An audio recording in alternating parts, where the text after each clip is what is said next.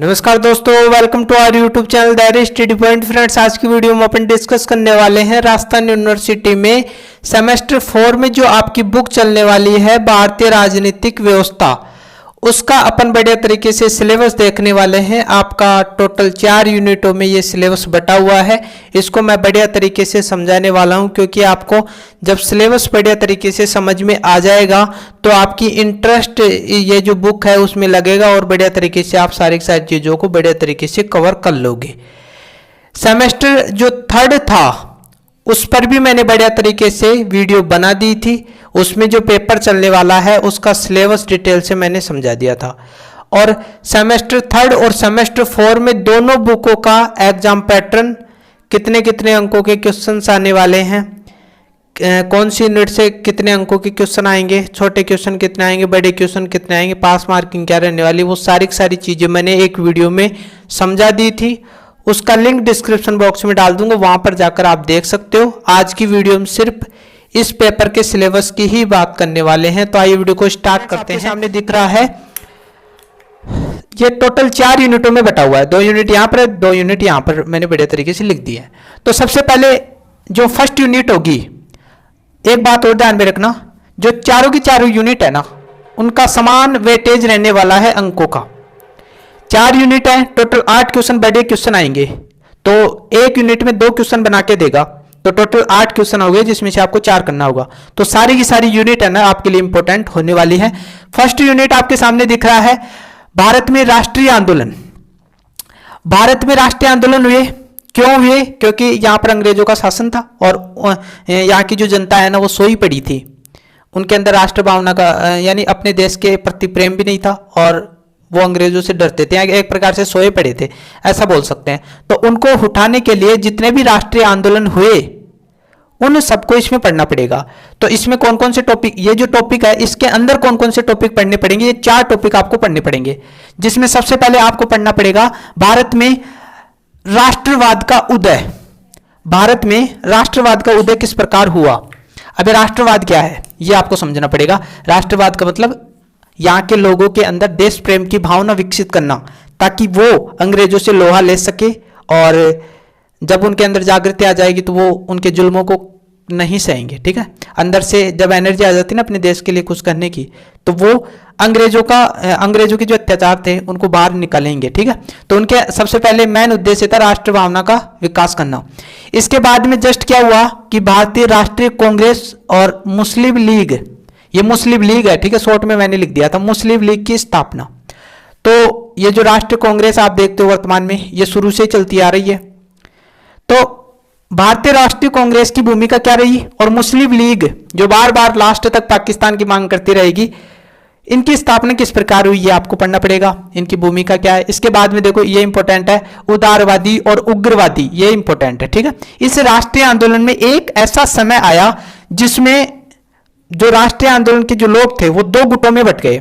पहला गुट था उदारवादी, शब्द से ही पता चल रहा है। उदारवादी का मतलब ये अंग्रेजों को लड़ाई झगड़े खून खराबे से बाहर नहीं निकालना चाहते थे। ये क्या चाहते थे कि हड़तालों के माध्यम से अंग्रेजों को बाहर, यानी एक प्रकार से विवश कर दिया जाए कि वो बाहर, जैसे अनशन कर दिया, सत्याग्रह कर दिया। ये खून खराबे के पक्षधर नहीं थे। जैसे महात्मा गांधी इस दल में आते हैं, उदारवादी दल में। आपने सुना होगा कि वो सरकार को, जो अंग्रेजों को झुकाने के लिए सत्याग्रह करते थे, अनशन पर बैठ जाते थे, हड़तालें करते थे। लेकिन ये जो पक्ष था ना, ये दल था उग्रवादी। ये शब्द से आपको पता चल रहा है उग्र, यानी ये जो दल था वो मानता था कि अंग्रेजों को हड़तालों के माध्यम से, ये जो लोग कर रहे हैं ना, इनके माध्यम से नहीं भगाया जा सकता। इनके कहने का मतलब ये था कि मार मार कर भगाओ यहाँ से, तभी जाएंगे, क्रांति करो। इसमें आप सुभाष चंद्र बोस का नाम सुनते हो, भगत सिंह का नाम सुनते हो, चंद्रशेखर आजाद का नाम सुनते हो। तो ये सारी चीजें, तो ये 2 दल बट गए, इसके बारे में आपको पढ़ना पड़ेगा। इसके बाद में गांधी जी की एंट्री हो ही जाती है। अफ्रीका से वो आते हैं, अपने गुरु से मिलते हैं। गुरु ने बोला कि आप है ना जो 1 वर्ष के लिए पूरे भारत में भ्रमण करो। क्यों करो? क्योंकि यहाँ की भारत की जो कंडीशन है उसका जायजा लेने के लिए इनको ऐसा बोला गया था। इसके बाद में देखो इन्होंने, महात्मा गांधी ने कौन कौन से राष्ट्रीय आंदोलन किए, वो जैसे 1919 का असहयोग आंदोलन आप पढ़ते हो, फिर 1930 या 31 के आसपास संविनय अवज्ञा आंदोलन हुआ, फिर भारत छोड़ो आंदोलन हुआ। तो ये सारे इनको लीड कौन कर रहा था, नेतृत्व कौन कर रहा था? महात्मा गांधी कर रहे थे। ये क्यों किया जा रहा था? अंग्रेजों को बाहर भगाने के लिए। तो यहां तक बात आपको क्लियर हो गई। इसके बाद में भारत में संवैधानिक विकास का सीधा सीधा अर्थ है कि संविधान का विकास किस प्रकार हुआ। ठीक है, वर्तमान में आप 1950 का जो संविधान देख रहे हो वो किस प्रकार अपन के सामने आया। ठीक है ना, क्योंकि कोई भी चीज बनती है तो उसका कुछ इतिहास रहता है, वो इतिहास आपको इसमें पढ़ना पड़ेगा। कैसे पढ़ना पड़ेगा? जैसे सबसे पहले अंग्रेजों के टाइम आया था भारत में शासन अधिनियम 1919। ये क्या था? इसने भी अंग्रेजों के टाइम आया था, तो इसके जो कुछ आर्टिकल्स है ना वो वर्तमान के भारत के संविधान में अंकित है। यहां पर आगे देखोगे भारत शासन अधिनियम 1935, इसके भी बहुत सारे आर्टिकल वर्तमान के संविधान में हैं। क्यों है? क्योंकि इनकी एक महत्वपूर्ण भूमिका रही। संविधान का विकास इन दो अधिनियमों से होकर ही गुजरता है। ठीक है, और आज आप देखोगे कि वर्तमान का जो संविधान है ना उसमें बहुत सारे आर्टिकल है ना जो कहीं ना कहीं है ना जो इनसे लिए गए हैं। ठीक है ना, तो ये ही इसकी पृष्ठभूमि तैयार करते हैं। संविधान का विकास में ये दो चीजें आपको पढ़नी पड़ेंगी और इनसे क्वेश्चन आता ही आता है। एक तो ये इन दोनों में से एक बनाकर देता है और एक ये जो है ना इसमें से बनाकर देता है। और गांधी जी के तो आ जाता है, लेकिन इसमें तो बड़े क्वेश्चन जो राष्ट्रीय आंदोलन उन्होंने किए 1919 का, 1930-31 का, भारत छोड़ो आंदोलन, तो ये इनमें से भी आ सकता है। तो पढ़ना आपको सारा ही है, क्योंकि ये ओवरऑल आप आगे देखोगे तो कंपटीशन में सारी चीजें आने वाली हैं। इसके बाद में ये यूनिट 1 हो गई, इसमें ये सारी चीजें पढ़नी पड़ेंगी। इसके बाद में यूनिट जो 2 आप देख रहे हो उसमें यहां पर ऊपर आपको दिख रहा है संविधान सभा। संविधान का निर्माण करने में संविधान सभा की महत्वपूर्ण भूमिका आप सबको पता है। उसका स्ट्रक्चर क्या था, कितने सदस्य थे उसके अंदर, ये पढ़ना पड़ेगा आपको। इसके बाद में यहाँ पर संविधान की प्रस्तावना आप पढ़ते हो, उस प्रस्तावना को आपको पढ़ना पड़ेगा। हम भारत के लोग, भारत को संपूर्ण प्रभुत्व संपन्न, इस प्रकार ये सारी प्रस्तावना ज्यादा बड़ी नहीं है, उसमें जो शब्द है उनको देखना होगा। इसके बाद में संघीय ढांचे के बारे में आपको पढ़ना पड़ेगा। केंद्र एक प्रकार से केंद्र और राज्यों के बीच में किस प्रकार के संबंध है वो भी इसमें आ जाता है। ठीक है, इसके बाद में यहां पर आगे बढ़ोगे इसमें मौलिक अधिकार जो संविधान के भाग 3 में दे रखे हैं, आर्टिकल 12 से लेकर 35 तक। इसके बाद में इसी के जस्ट बाद में राज्य के नीति निर्देशक तत्व आ जाते हैं, तो जो संविधान के भाग 4 में दे रखे हैं वो आपको पढ़ने पड़ेंगे। इसके बाद में संघीय कार्यपालिका, ठीक है, ये 3 में दे रखे हैं भाग, ये भाग 4 में दे रखे हैं, और संघीय कार्यपालिका का उल्लेख भाग 5 में दे रखा है। ठीक है, तो यहां तक चीजें पढ़नी पड़ेंगी। संघीय कार्यपालिका क्या होती है? जो कानून बनाए हुए हैं, जो व्यवस्थापिका ने जो कानून बनाए हैं उनको लागू करना। तो इसमें आप देखते हो राष्ट्रपति का नाम सुनते हो, केंद्र की बात हो रही है, राज्यों की बात नहीं हो रही है, केंद्र की। जैसे राज्य में तो आप नीचे जाकर पढ़ोगे तो राज्यपाल कहाँ होता है? केंद्र में होता है। ठीक है, तो राज्यों में होता है ना राज्यपाल। ठीक है, और राष्ट्रपति केंद्र में होता है। यहां पर प्रधानमंत्री है, प्रधानमंत्री भी केंद्र में होता है, एक ही प्रधानमंत्री होता है। तो यहां पर केंद्र की बात चल रही है। ठीक है, मंत्रिपरिषद, मंत्रिपरिषद का मुख्य सदस्य होता है। ठीक है, इसके बाद में संसद को आपको पढ़ना पड़ेगा। संसद में आप 2 सदन देखते हो, लोकसभा और राज्यसभा, वो इसमें पढ़ना पड़ेगा। नेता प्रतिपक्ष का मतलब ये होता है कि एक तो जो सत्ता पक्ष के होते हैं ना, जिनकी सरकार होती है, जैसे प्रधानमंत्री नरेंद्र मोदी हैं, तो वो कौन से पक्ष से हैं? सत्ता पक्ष से। जो संसद होती है उसमें 2 पक्ष होते हैं, एक तो सत्ता पक्ष होता है जिसकी सरकार होती है, एक नेता प्रतिपक्ष होता है जो विपक्ष का नेता होता है जिनकी सरकार नहीं हो, जैसे राहुल गांधी है वर्तमान में, तो वो क्या है? नेता प्रतिपक्ष। तो उसकी भूमिका क्या होती है वो इसमें पढ़ना पड़ेगा। इसके जस्ट बाद में इसी में केंद्र की कार्यपालिका के अंतर्गत अपन यहां से और पढ़ना पड़ेगा अपन को, ये सारी चीजें इसी में ही है। ठीक है, उच्चतम न्यायालय, यहां पर उच्च न्यायालय अलग है और उच्चतम न्यायालय अलग है, ध्यान रखना। उच्च न्यायालय ये हाई कोर्ट होता है।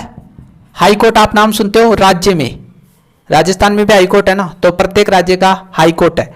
लेकिन यहां पर किसकी बात हो रही है? उच्चतम न्यायालय की बात हो रही है। इससे भी उच्चतम, इससे भी ऊंचा, यानी कौन सा? Supreme court. सुप्रीम कोर्ट का नाम सुनते ही हो, ये केंद्र की बात चल रही है सारी। तो सुप्रीम कोर्ट किस प्रकार कार्य करती है? इसके बाद में उच्चतम न्यायालय के अंतर्गत न्यायिक पुनरावलोकन क्या है, न्यायिक सक्रियता क्या है, जनहित याचिका, संविधान संशोधन की प्रक्रिया। यदि हमें मूल संविधान में, जो संविधान हमारे पास में है, उसमें यदि कुछ संशोधन करना है तो कौन सी प्रक्रियाओं से गुजरना पड़ता है, संसद में किस प्रकार बहुमत प्राप्त होना चाहिए उस जो भी संशोधन आप ला रहे हो उसमें। तो ये चीजें, इसके बाद में संघ यानी एक प्रकार से केंद्रीय है, ठीक है, संघ को केंद्र भी बोलते हैं। और राज्य संबंध, 28 राज्य हैं और केंद्र है, तो केंद्र को ज्यादा शक्तियां प्राप्त है, और राज्य, केंद्र और राज्य के बीच में किस प्रकार के संबंध है वो इसमें पढ़ना पड़ेगा। तो यहां पर दूसरी यूनिट में आपकी कंप्लीट होती है। ये सारे के सारे, एक पढ़ाने वाला अच्छा होना चाहिए, सारी की सारी चीजें ना इजी है, समझाने वाले पर डिपेंड करता है कि आप किसके पास में है ना जो पढ़ रहे हो। यदि आपको बढ़िया तरीके से समझा पा रहा है तो ये चीजें है ना जो बिल्कुल आसान है, ठीक है। बस आपको आर्टिकल्स रटने पड़ते हैं, बाकी चीजें आपको बड़े तरीके से समझ में आ जाएंगी। इकाई जो 3rd है उसमें यहां पर दे रखा है संवैधानिक और विधिक आयोग। संवैधानिक का मतलब जो मूल संविधान में उल्लेखित था, जो 1950 का संविधान लिखा गया उसमें ऑलरेडी था और अभी भी है, वो कैसे आयोग होंगे? संवैधानिक। लेकिन कुछ आयोग विधिक आयोग होते हैं। विधिक का मतलब सीधा सीधा सा है कि जो संसद है उसने संविधान लागू होने के बाद में कभी भी विधि बनाकर उस आयोग को बनाया, उसका मूल संविधान में उल्लेख नहीं है, उसे विधिक आयोग बोलते हैं। तो इस प्रकार के ये कुछ आयोग हैं। निर्वाचन आयोग आपको पढ़ना पड़ेगा, जो चुनाव करवाता है वो। इसके बाद में यूपीएससी को पढ़ना पड़ेगा, जिसमें संघ लोक सेवा आयोग आता है। इसकी full form union public service commission, संघ लोक सेवा आयोग, ये मूल संविधान में उल्लेखित है। ये दोनों है ना जो संवैधानिक आयोग हैं। इसके बाद में राष्ट्रीय मानवाधिकार आयोग, ये आपको पढ़ना पड़ेगा। इसके बाद में यहां पर देखो पूरा राज्य का आ जाएगा, फिर आपके राज्य की चीजें आ जाएंगी, जैसे राज्यों का शासन किस प्रकार चलता है। इसमें आपको पढ़ना पड़ेगा राज्य की व्यवस्थापिका। व्यवस्थापिका का कार्य क्या होता है? कानून का निर्माण करना। यहां पर राज्य की बात हो रही, राज्य में जैसे राजस्थान में कानून कौन बनाता है? तो आप विधानमंडल का नाम सुनते हो, जिसमें विधानसभा का नाम सुनते हो, वो कानून बनाती है, ठीक है। तो इस विधानसभा को आपको पढ़ना पड़ेगा। विधान परिषद भी आती है, राजस्थान में विधान परिषद नहीं है, ठीक है। एक बात आप ध्यान रखना, जो विधानमंडल है, ये विधानमंडल है ना, इसके 2 सदन है। जिस प्रकार केंद्र में संसद के 2 सदन उसी प्रकार के इसके भी है।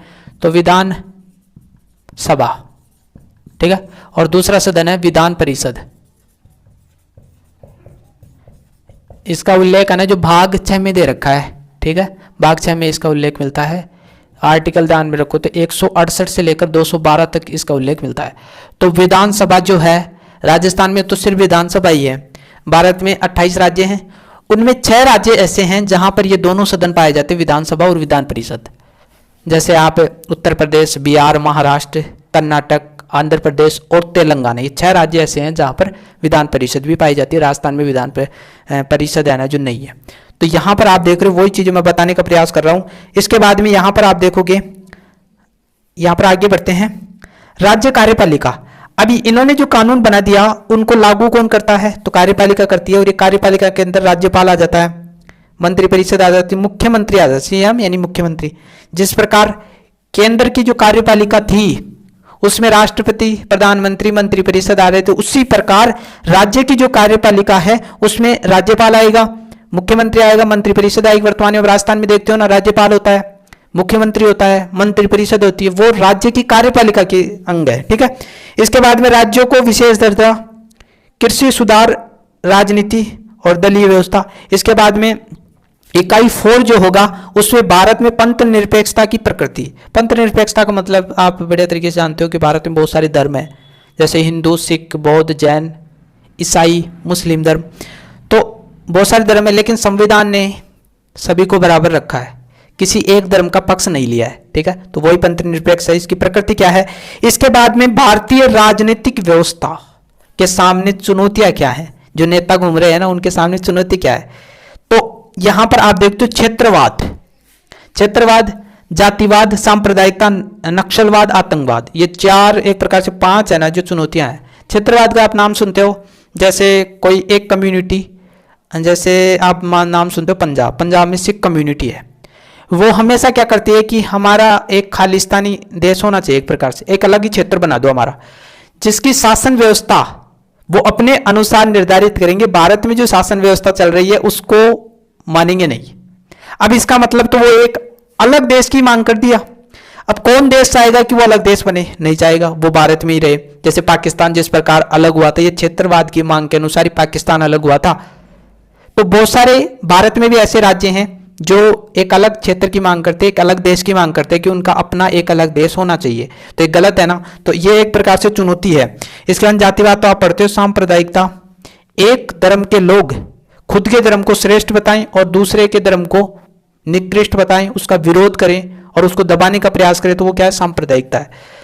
इसके बाद में नक्सलवाद, आतंकवाद का नाम आप बार बार सुनते ही हो, यहां पर चीजें क्लियर। इसके बाद में पंचायती राज एवं नगर निकाय, पंचायती राज में आप नाम सुनते हो, इसमें 3 चीज आते हैं। जैसे आप गांव में रहते हो, ग्राम पंचायत का नाम सुनते हो, पंचायत समिति का नाम सुनते हो, जिला पंचायत का नाम सुनते हो, 3 आती हैं। इस नगर निकाय में आप नगरों में नगर पालिका का नाम सुनते होंगे, नगर निगम का नाम सुनते हो, गाड़ी आती है नगर निगम की वो, और फिर जिला परिषद का नाम सुनते हो, तो ये तीनों नगरों में रहती हैं। इसके बाद में भारत में निर्वाचन सुधार, ठीक है। ये सारी चीजें आपको पढ़नी पड़ेगी, धीरे धीरे पढ़ो, क्योंकि ये एक बार पढ़ने लग गए ना तो फिर ज्यादा टॉपिक नहीं है। आपको ऐसा लग रहा है कि बहुत सारे टॉपिक हैं, लेकिन ज्यादा टॉपिक नहीं है। आप कंपटीशन में भी जाकर पढ़ते हो बहुत सारी चीजें, उससे तो कम ही है, ठीक है। तो ज्यादा नहीं है, ठीक है। धीरे धीरे आप एक एक करके पढ़ना स्टार्ट करोगे ना, वो कहते हैं ना, धीरे धीरे रे मन हा, धीरे सब कुछ होई, माली सींचे सो गड़ा, ऋतु आई फल होई। हे मेरे मन, धीरे धीरे सब कुछ होता है। माली 100 गड़े जब पेड़ में डालता ना, बाद में जाकर है ना कई फल आते हैं उसके, उससे पहले फल भी नहीं आएंगे। तो आपको धीरे धीरे पढ़ना है। मिलते हैं एक नई वीडियो के साथ। आशा करता हूँ वीडियो अच्छा लगा होगा। Thank you.